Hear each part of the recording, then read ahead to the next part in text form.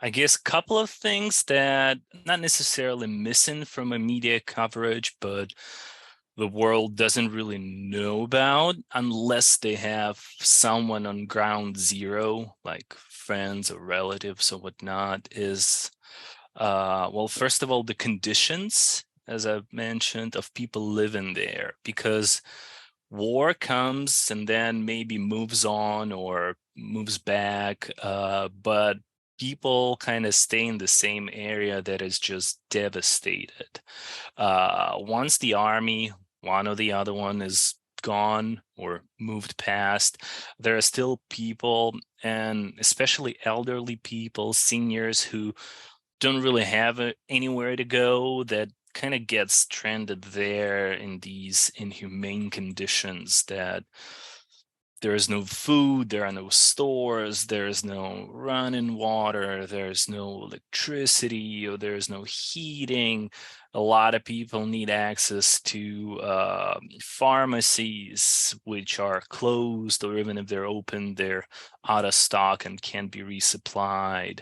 So that's one big thing that is missing. Second thing I would say is, again, not necessarily missing, but just because of the whole thing of how big the country is. Because if you compare this to local conflicts that we have a lot of all over the globe, Ukraine is much bigger, so there is a lot to cover, and media can't cover everything just because of how vast this whole thing is.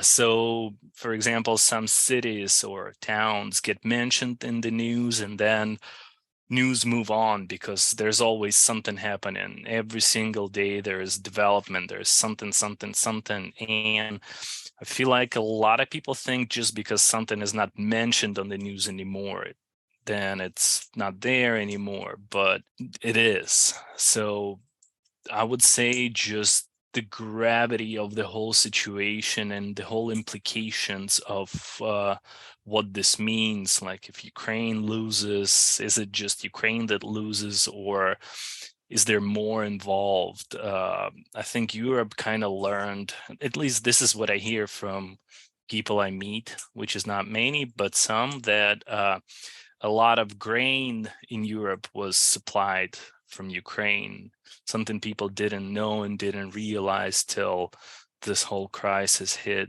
I would say the importance of the outcome, and then how many people are affected.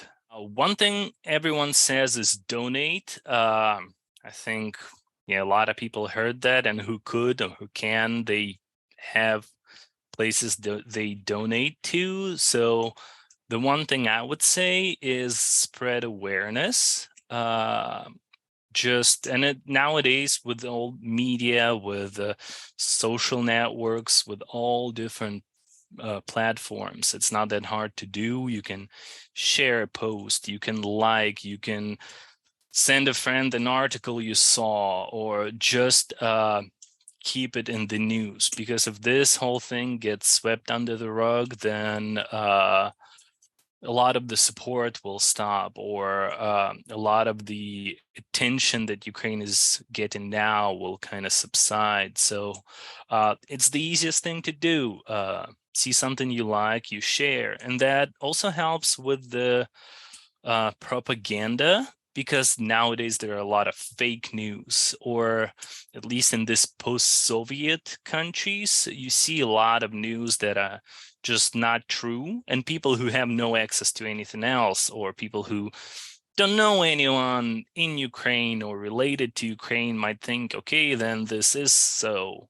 And some of the news are just crazy. You see these articles how, oh, Ukrainians eat people and things like that. And obviously that is fake, but like, if you spread the word, if you raise this awareness on what is happening, who's the aggressor, who's to blame, then it's easier for general masses to kind of filter, okay, this looks like true, this sounds crazy. So this is the easiest thing to do, just spread awareness.